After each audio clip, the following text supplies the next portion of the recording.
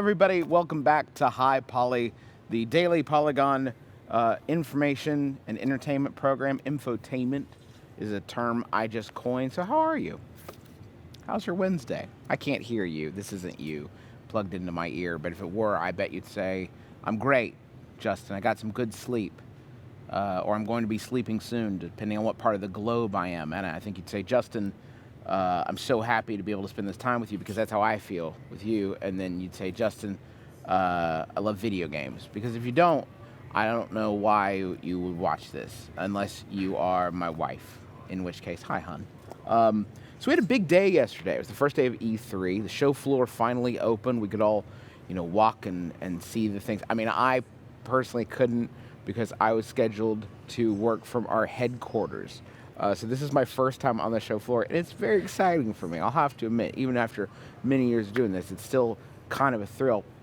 And on that note, I did want to take a moment before we kind of get into the news content and all the fun and laughter and infotainment to thank you for joining us and continuing to read and support Polygon. You have, and this is no surprise to me, lots of different options for your video game coverage, especially during E3. Every Tom, Dick, and Harry is trying to get the CNN, the BBC, Better Homes and Gardens. They all want to talk about video games during E3, but you're not going to them. No, come to us. Come to Polygon. New kid on the block. Edgy. Maybe a little mysterious. Just transferred from the school across town.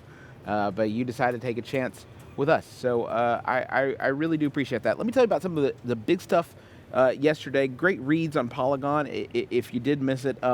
First off, keep out for our E3 in-depth stories. You'll know there's a little pink line at the top right above the headline that says E3 in-depth. Those are really deep dives into some of the big games this year. We've already published them on Fantasia, on World of Tanks, on Rise. So if you want to know more about those, they've got video components. They're long, deep features, and if you want to understand those games a little better, that is a great place to go for it. Some of the other things that were kind of interesting yesterday, our own Chris Plant published an editorial about how it's better if no company wins the, as we say, console war during E3. That we don't have to choose sides. It doesn't have to be gladiatorial combat. That healthy combat is super good for consumers and really good for the industry. And we should be celebrating that rather than rushing to declare one company a victor over another. You can find that on the front page of Polygon.com if you missed that yesterday. I know my brother Griffin, very excited yesterday. Polygon, there was a Pokemon event where they released some new information. They've streamlined a search system, so it's going to be easier to share your Pokemon with your buddies. I believe his tweet was, game changer, that's over. Sorry, Digimon, Pokemon still reigns supreme. So he was very excited about that. Also talking about the new Sky Battles and Horde Battles, where you're going to be pitted one Pokemon against 5, which sounds pretty exciting. So, not to me, obviously. I'm 32 years old. But I'm sure to many of you, and to my brother Griffin, it sounds positively thrilling. So make sure you check that out. We got so much more. Go to polygon.com/E3. All this stuff is there for your enjoyment. We hope you'll check it out. So we're going to take a quick break and watch a preview of Call of Duty Ghosts. It's the first time you're ever seeing it on Polygon, and then right after that, we're going to come back and talk with Mr. Mike McWhorter about the game. So stick around. All right, it's E3 2013. It's a new year. We've got brand new consoles, and we've got another Call of Duty game. And the media is getting its first in-depth look at Call of Duty Ghosts. We're going to talk to Infinity Ward executive producer Mark Rubin about the studio's philosophy and what they're trying to do to, appease their fan base, but also bring something fresh to the Call of Duty formula. So Call of Duty Ghosts is the first game that Infinity Ward has shipped since Modern Warfare 3. That was just after, a large number of employees from Infinity Ward left the studio, including founders Jason West and Vince Zampella. The immediate scenario of that time was, lots of confusion, lots of what am I going to do, what do I want to do. I really love the work that I've done so far? Do I want to stay? Do I want to go? So, a lot of people, some people made a decision to go, and some people made a decision to stay, and it's all personal, and I'm not going to try to explain anybody's decisions. Everything we had done previous games as a full team, we felt very proud of, and I really felt we wanted to make sure the bar stayed high.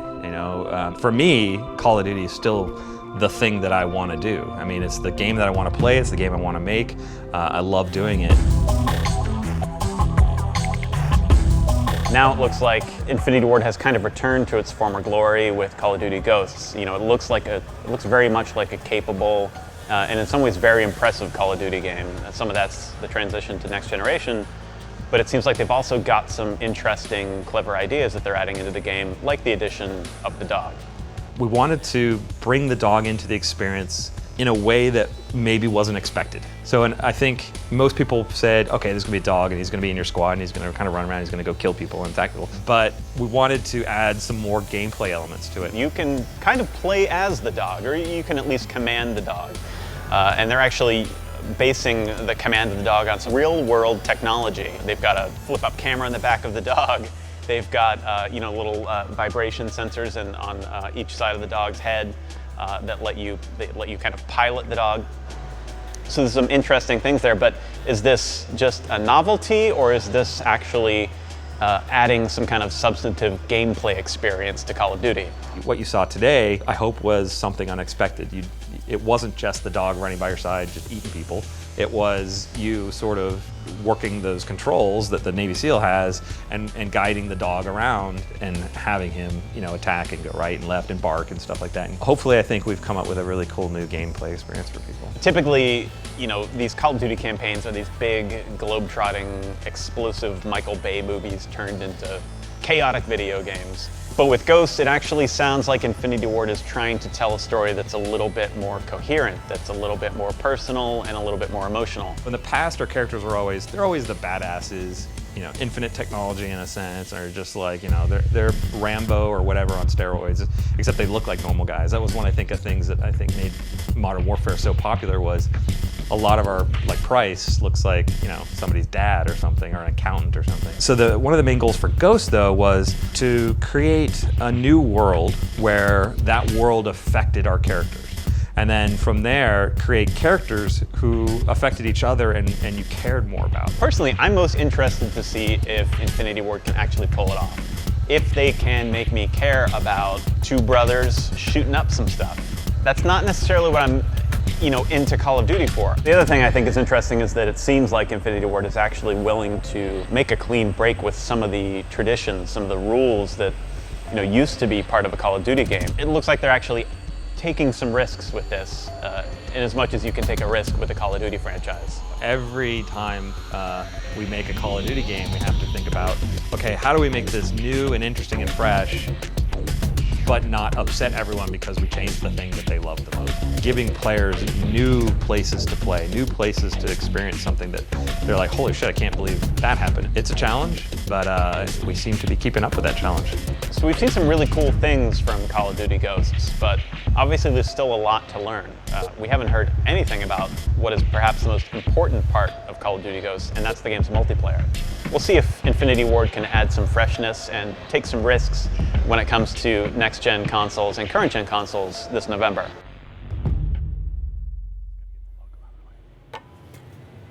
You can, hey, there we go. It's Call of Duty Ghosts. That long, extensive preview is now available on Polygon.com if you want to consume that web-based content. That's there. That video is there if they want to watch that. And there's lots of words. Relive those moments. If you want to relive the sight of this shirt a few more times and me talking into a camera, then people love that. I was telling you during the video, it's like you stepped out of the video and into their. We just filmed that right before I got here. It was an early shoot, but I'm hell just of an edit. wrapped it Good in job. time, yeah. It's Pat and Jimmy and Tom and everybody. So okay, Call of Duty Ghosts. It's a video game. Give me the elevator pitch. Okay, so but say different things than you said in the video, if you could. Okay, so Call of Duty Ghosts, next big blockbuster first-person shooter from Infinity Ward, separate from the Modern Warfare universe. There's a completely new story with completely new characters. A couple references to some of the old characters. The dog, his name is Riley. It's a reference to the Ghost of Modern Warfare. Not the same Ghost. He has no connection, right? I don't know if the spirit of Riley or Ghost from Modern Warfare 2 has somehow inhabited the You're dog. thinking it's kind of a seance reincarnation situation. Yeah. I'm into that. Yeah. Maybe there is some mysticism that they're not ready to talk about yet related to Call of Duty Ghosts, but yeah, I think it looks pretty straightforward. But no, it's a really cool looking game, I think, if you like those big action blockbuster shooters. Yeah, sure. Yeah, and it's got a dog. I'll shoot anything. It's got a dog in it, and it looks Yeah. pretty cool. And I went to Infinity Ward a couple weeks ago, and we got to, they were very open, and they lifted the kimono. Yeah. I don't really like when people and say they that. showed me a lot of stuff, so it was pretty cool. There's a lot of that in the story, but talk about it. If there was a big idea behind this iteration of the series, so the one thing that they said to you, Mike, we got to get this. This is the big idea. This is how we're setting it apart. How would you sum that up? I don't think there's necessarily one big idea. I think It's a multiple big idea. Yeah, they went for a multi-pronged approach with this one. No, they since they have to do these things every couple years, they can't just completely wipe the slate clean on a lot of things that people like about Call of Duty games. Sure. But they do, they kind of walk me through some of the top level ideas that they've been working on since Modern Warfare 3.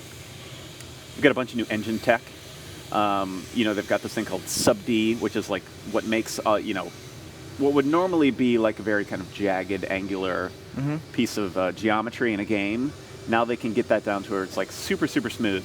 And, they showed me some tech demo stuff where they showed me like what the scope of a rifle would look like without this technology. And you could see, it was like not an octagon, but it was, pretty rough, polygon of a scope. But then they turned that on and, perfectly smooth. Huh. Thousands of polygons that help round it out. And they showed me a bunch of new tech, tessellation tech that really makes things super detailed, just really blows the polygon count out of the water.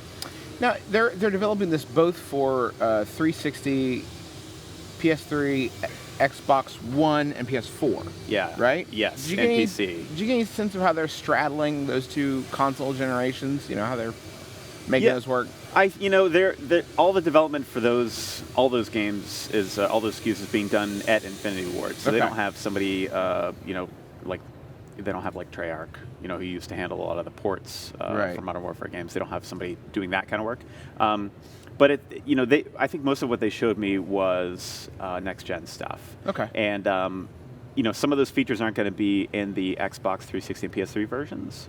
There's some tech that's just not going to make it, but there's still some impressive things. One of the things they showed me was some new sound technology that they're working on, which makes gunfire sound more realistic. And when grenades explode, like chain link fences will rattle, and metal shutter doors will rattle, and some neat stuff, neat technical. Have they? My sort of question about all this is I have many, obviously. But Okay. it's more multiplayer focused. You're looking at the first launch season for the Xbox One, the PS4, and obviously having a big first-person shooter on there is going to be like requisite.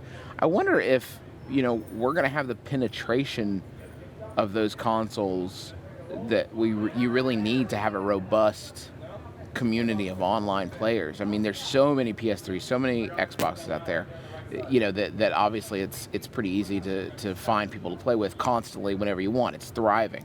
I wonder if they can keep that going though with the Xbox One, the PS4, this early in the system's release. Yeah, I would imagine that. I would think that the launch lineup for Xbox One and PS4 is going to be maybe a little smaller than what we've seen in past generations. But I don't think they're really worried about that. They've got such a huge install base on the 360 and PS3. I think it's going to be tough for them when they maybe make that break and say like, hey, we're not going to be making the 360 PS3 version of these games. And I wonder if they can even do that. I mean, like, there's so many of those consoles out there. I mean, there's so many. I wonder how they, what it takes to reach that point. I think it's going to be a long time from now, actually, when they stop doing that. And probably like the Treyarchs and Infinity Wards at Activision are not going to be doing those PS3 360 versions in a couple years. But I think that they're building their technology in mind with, they're going to be able to ship current gen console versions of those games in the future, and continue to work on next gen. Okay. Yeah. Well, Mike, thank you so much for talking to us about Call of Duty. Looking forward to that. Sure. Coming out, going to shoot some fools. Speaking of shooting fools, coming up right after this, we're going to have Arthur Geese talking about Titanfall. But first, here is his video preview. Check it out. After a couple of years of silence, Respawn is here at E3 2013 to show their debut game after an acrimonious split with publisher Activision and developer Infinity Ward back in 2010. That game is Titanfall. Titanfall is a multiplayer-based shooter involving really nimble human players and really giant, powerful mech characters in a fairly open world that, in something of a catchphrase for this year's E3, is trying to mix the idea of single-player and multiplayer gameplay. We set out to do something new, different with Titanfall. It's something that's familiar, close to home, close to what some of the team was good at, but at the same time kind of pushing the boundaries, doing something that feels really tight, really tactical, but good and new. Basically, if you boil it down, we're making 2 games, maybe 3 games. You've got all the AI and the multiplayer campaign mode, trying to make sure that those grunts don't mess with players in a cheap way, balancing the Titan against pilots, getting that loop. I'm excited to see what happens. When you take something like this that's so free, I'm excited to see what people do with it. The story setup isn't that original, and stop me if you've heard this one. There's a revolutionary war in a distant future involving spaceships and settlers. Where Titanfall finds its footing, so to speak, is in the introductions of these giant mechs as distinctive characters in their world. Some of the toughest things were the balance, because it really is it's this big versus small, the David versus Goliath kind of aspect of it, and balancing that alone is hard. And then once you get into the levels, there's areas of the levels where only pilots thrive. There's areas of the level where Titans are kind of more dominant. And it's almost 2 levels in one, blended together and balanced across the way the levels flow and the way the gameplay loop kind of flows. So it's a really tough thing to get right. And it took us a long time to really nail that kind of balance. On foot, the game looks a lot like a futuristic Call of Duty. You can see a lot of interface stuff that takes directly from games like Call of Duty and Battlefield. There's a rapid sense of movement to the players and their ability to jump and jetpack and run along walls and do the sort of parkour style traversal that we've seen in other games and not so much in the first-person shooters that we've been playing this generation. But more importantly, as the battle progresses, you earn the ability to call down from orbit your robot suit, which is called a Titan. They're not slow, they're not lumbering, they're pretty speedy weapons of destruction. The dynamism on display as the Titans go about the battlefield wreaking havoc and human players take a more stealthy approach and claim objectives is something that we don't see very much of in games right now, and it's the most exciting thing that I think Titanfall has going for it. It comes down to the way a lot of us feel about really good FPS multiplayer, getting weapons to feel proper, getting them to feel analog and realistic, getting the sway and all that stuff to feel right. It's just really important to try to emulate when we go to the firing range, we're trying to emulate what's out there in real life and then bring it into this exotic environment that is, Titanfall. As an exclusive to Xbox One and the PC, it's doing interesting things with the cloud power that Microsoft has really hitched their wagon to with their new system. Put our dedicated servers on there, host those to take away any type of host advantage or anything like that, have more stable experiences for the players, but also get that AI and that single player experience into the multiplayer. That's all handled on the cloud. So that's something that we weren't able to really do before on console. There is no local play for Titanfall. It's an online-only, all-multiplayer game that attempts to integrate elements of the single-player cinematic experience into the gameplay. So what it allows us to do is offload all of that AI processing, all of that, all of the single-player stuff onto the cloud. So now it saves processing time on the box, so we can do more. We can bring you a more lifelike environment. The game is really smooth. They seem to have nailed a good balance between enemies that go down quickly with their sort of popcorn enemies, as they call them, which are AI-controlled bots that everyone can kill for points and to accomplish objectives, and the human players that will be populated into matches. There's a good sort of rhythm to the game, it seems like, and we're all pretty excited to give it a more thorough looking at when it's playable at other shows this year. And that is Titanfall. Yeah. The new game from Respawn Entertainment, the creators of notably Modern Warfare, Modern Warfare 2. Those are the only games we talk about. We're only going to talk about games made by guys who worked on Call of Duty. You know, that's definitely all that Respawn is interested in talking about at all. Like, they don't really want to talk about Titanfall. They just want to talk about Infinity Ward. They were, and getting fired. Brian Cosentech talked to Vince Ampey yesterday on Wireframe, our afternoon show. Yeah. Catch it. But he was notably not super reticent, interested. I think, is the word I would use. To talk about those, because they're focused on Titanfall. Yeah, it's been more than 3 years now since the Infinity Ward debacle. Let the healing begin. Yeah, they're ready to move on, and they are doing it pretty well. Like with the debut of Titanfall here, it's.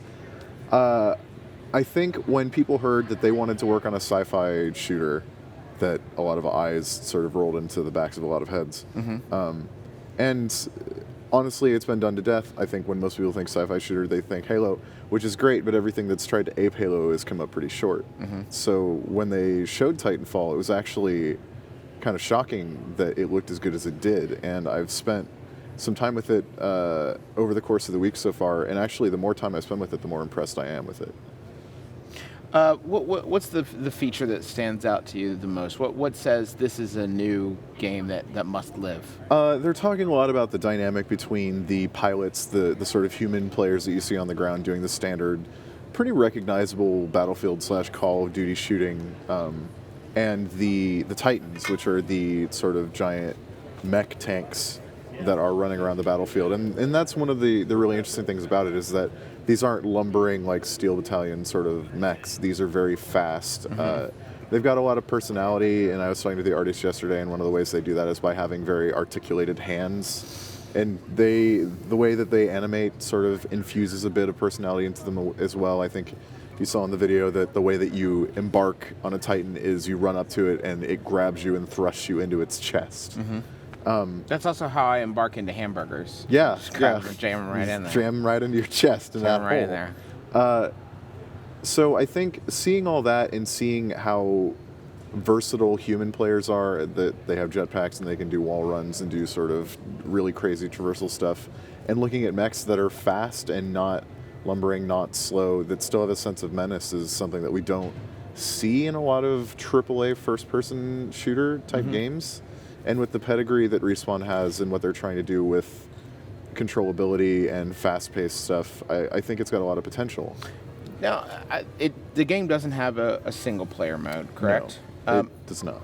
I think that there's still maybe this is more console-specific, but I still think there's a stigma maybe that if you have a multiplayer game without a single-player component, that it is in some way limited or hampered by that. I mean, even if the single-player component is completely, ancillary to the core experience, I think a lot of people still think that feels like an unfinished thing that they shouldn't have spread $60 for. Did you get any sense of the reasoning behind that? Why no single-player campaign? Do you think it's something that would do well with that? I think, first off, Respawn is a really small team. We're talking about a team of about 80 people. So I don't know that spending a ton of time on a single-player campaign with the Call of Duty moments that we saw in the Ghost video earlier is where they feel that they can best spend their time. The sort of mid-range that I think that they're trying to find with that is by investigating the root of the problem with multiplayer shooters, which is that, especially with Call of Duty, it's a meat grinder. Like, if you're not the best person on your team, you're just getting chewed up over and over again. And dying's not fun in a That's true. first-person shooter. Ask anybody. Yeah, exactly. Dying sucks. I don't want to die. So I'll live forever. the way that they've addressed that is they're trying to put what they call popcorn enemies in the game, which is that there's a lot of AI running around each map, both in mechs and as pilots, and those give points to everybody on either team. Like if you kill the other side's AI, you get points, and vice versa. And So like creeps in a MOBA. yeah, exactly. And so what that does is it gives everybody a chance to excel and to have fun and to beat up on the other side without totally imbalancing the game, because it's also objective-based gameplay. So you have to do your job, and you can kill lots of dudes, but that's not going to get the job done the way that taking points and actually doing the objectives will. Did you get a sense of what the persistence looks like? No, not yet. They haven't discussed a lot of how the persistence system will work, which is interesting because, I mean, obviously Call of Duty has always played great, and Call of Duty 2 is a great game, but Modern Warfare sort of instituted the idea of persistence in a shooter and the RPG elements. So I am curious to see what they're going to do. It seems like they're framing it as a bigger war, and the experience in general seems to aim for a seamlessness that most shooters lack, right down to the fact that when objectives are met and a match is over, there's still an epilogue phase to the match where you have to exfiltrate from the battlefield. And if you fail your mission, for example, in the demos that I saw yesterday, the ship that you see drop you will actually go down. Like you'll see it happen in the background as you're playing. So I imagine that it's something fairly involved, but they're just not ready to talk about it yet. Any idea of a release window? Is this coming this fall? This is spring of 2014. Okay. All right. So I will look forward to playing that, and I will look forward to talking to you again soon. But for now, we must move on to our friend, features editor Russ Pitts, who's going to talk about Fantasia. But first, this.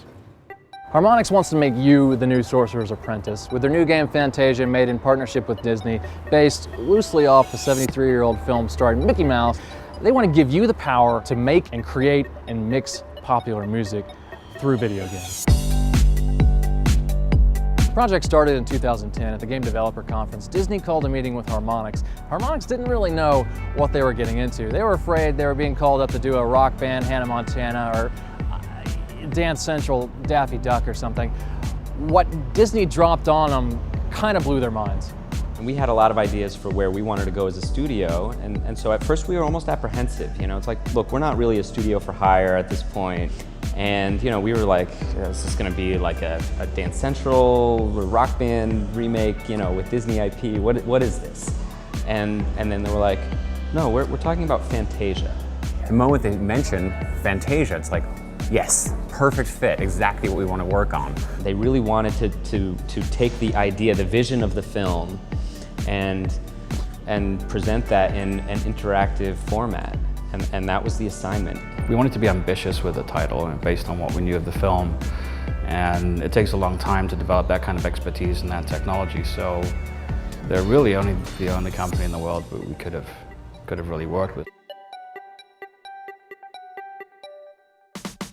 The game is a motion-based Kinect game, and you essentially conduct music and can change it and mix it up. The game plays with gestures, and you have to gesture according to the prompts that you see on the screen. You can occasionally make special gestures and unlock more magic.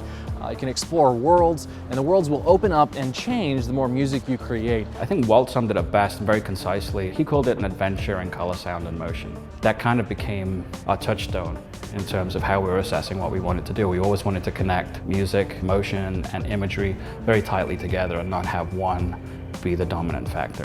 I think we're trying to embrace the ingenuity that Walt Disney had in making big plays, you know, making this a motion game that's on Xbox One, making it a fully immersive world. I think the video games are about that a lot of the time. Like, it's about bringing you into a world that otherwise you'd be watching passively and making you a part of what's going on. We have this great game loop that incorporates, you know, exploration and performance in a way that I think is really novel in the context of music games. We've been able to hit this, I think, very high bar for a rhythm game in terms of an interface abstraction, but at the same time allow for it to be something that people could just step up to, and once they get the basic rule set, that scales into all sorts of unique interactions. It's kind of a fun twist on a music game in that you are essentially the new sorcerer's apprentice, bringing magic into the world through popular songs. The game is fun, it's colorful, it's engaging, there's a lot of popular music in it. I think the challenge is it's hard to tell just by looking at it whether it's any fun or what it is you're supposed to do. I think once players give it a chance, dive in, they can have some fun with it, they can explore music in a way that you really can't in any other form of media.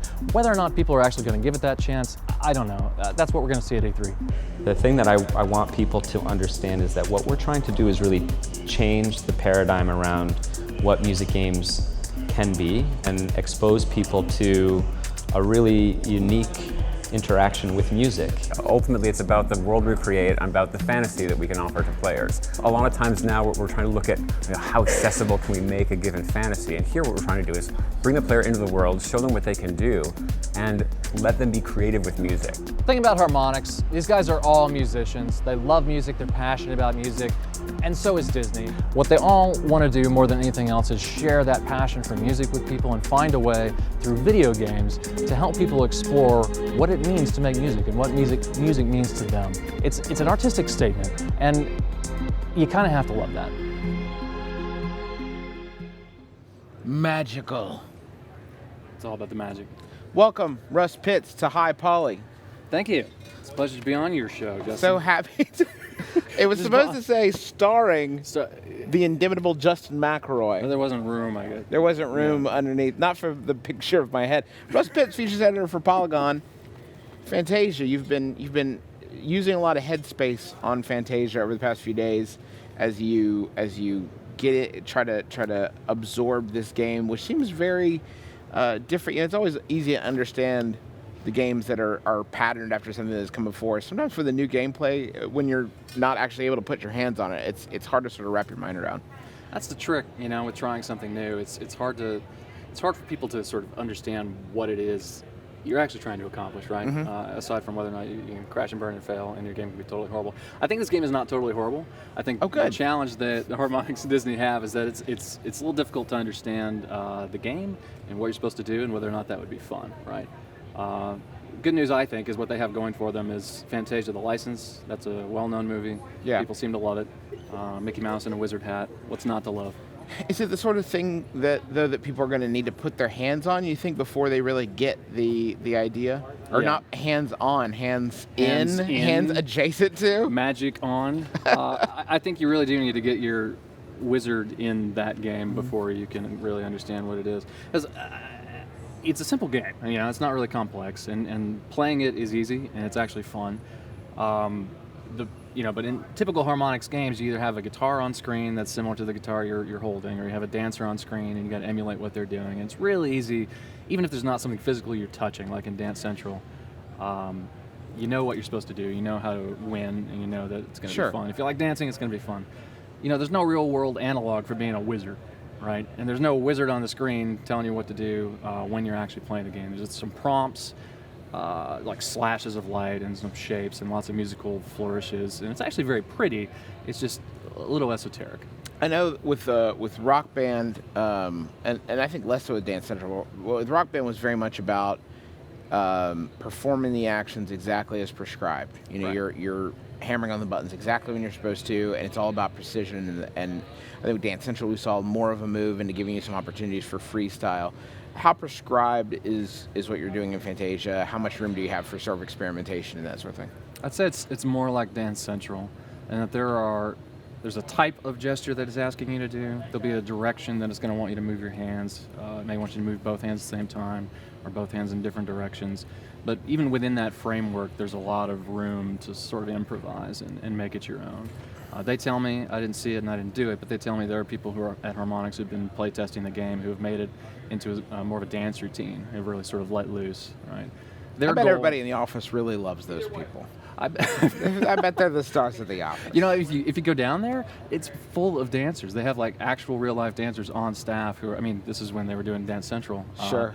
But I mean, you gotta dance. There's a room of dancers. Something with them, right? Yeah, just cram them in there. It's like this is the dancing room. People pirouetting and doing nuts. So, I mean, that's the fun thing about Harmonix is that they really love this stuff and they really live this stuff, right? They are musicians, you know. The Dance Central team, they're all dancers. I don't think on the Fantasia team they're all wizards, but maybe they want to be. Maybe technology wizards.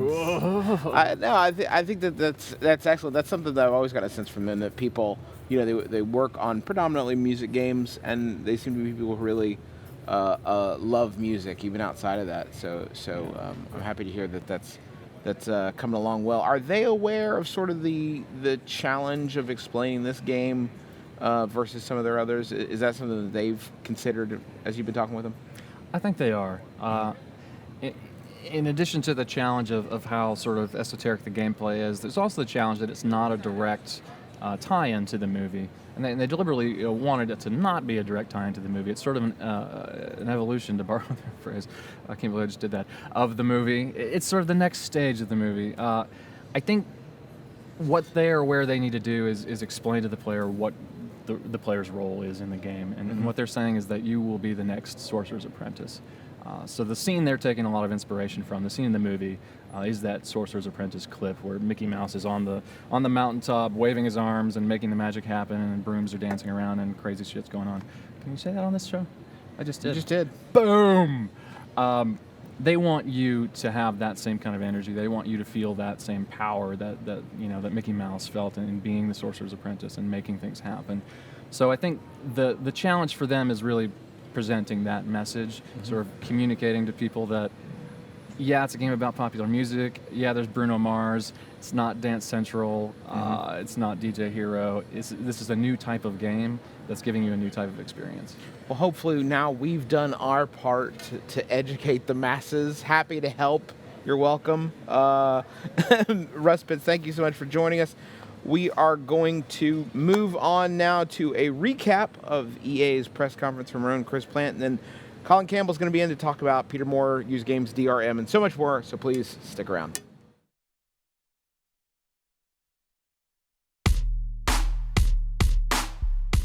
Your mental image of E3 probably looks a lot like an EA press conference.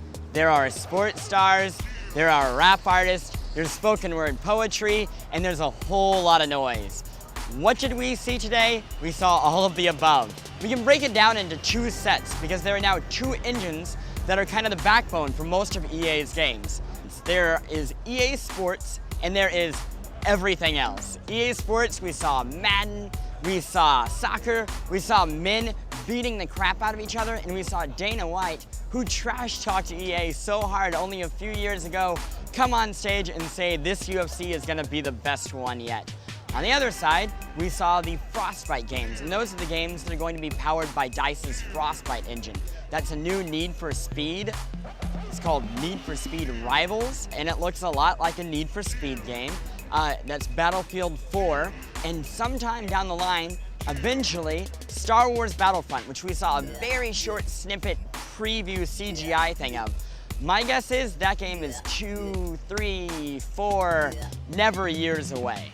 We also saw a little bit of Mirror's Edge 2, and when I say a little bit, I mean a very little bit. That may have been gameplay, may have been CGI, but it is a hint of a game that people have been looking forward to for a very long time. What we didn't see were any new properties.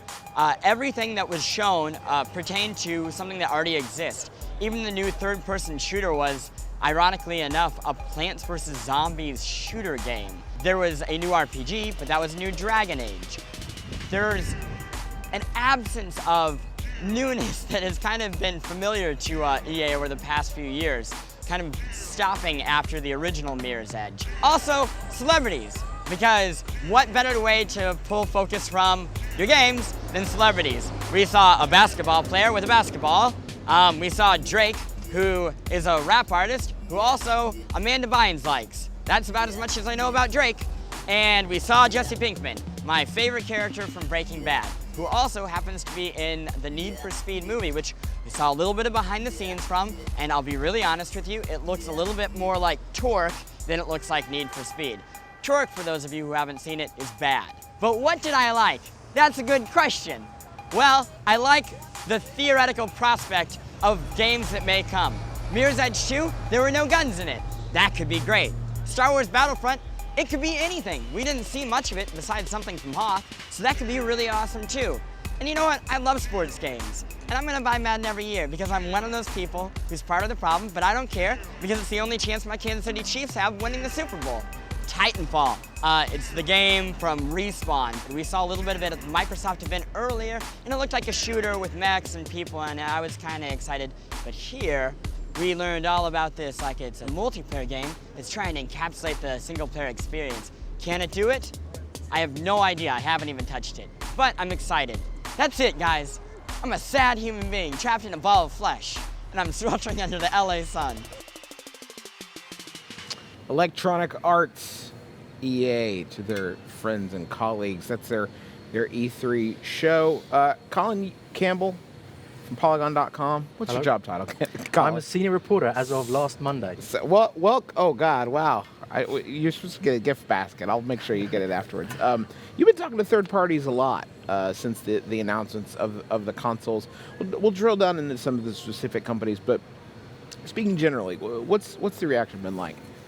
To the hardware launches, they're extremely positive. They're feeling good. They've been waiting a long time for this stuff and completely moaning about it for at least 2 years. Ubisoft, I spoke to yesterday, they're like, thank God the consoles are here. And they are, I spoke to one executive at Ubisoft and said, is there any sense that this might be the end, that it might fail, that Xbox One and PlayStation 4 just might not succeed? None at all. We're completely confident that these consoles are going to be a success and may even be the biggest console generation. Now, that might be too much, but there is a sense of optimism here, which you would hope for. This is a new generation.